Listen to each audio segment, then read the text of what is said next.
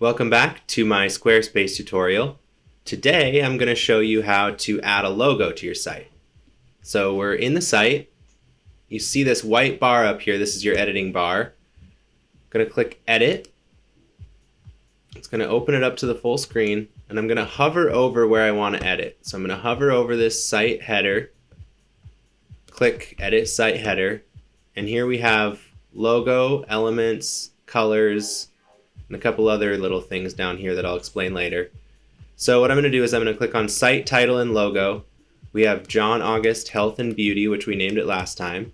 And I'm going to click Site Logo with the little upload arrow.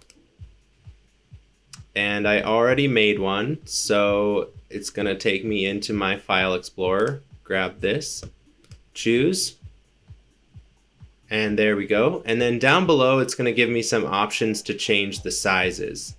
So I can see it up here. I can preview what's happening. So I'm going to click it and I'm going to drag it. And I'm going to make it a little bit bigger. And you'll notice that it's making the margins around it bigger too. So the whole header area is becoming bigger. So I'm going to do, well, maybe a little bit bigger. Just do it until it seems right to you, until it's obvious and apparent what it is. Yeah, that seems good. Mobile logo max height, so you can adjust how it looks on the mobile as well. So you're going to go back up here to this white bar. You're going to click on this little phone image. And you're going to hover over the header again. You're going to click Site Header, Site Title and Logo.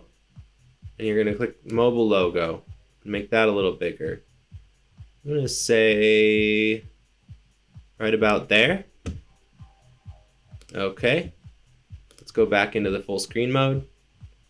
And done. Always make sure you click done and save. So done, save. And there we go. We've got a logo on our new site.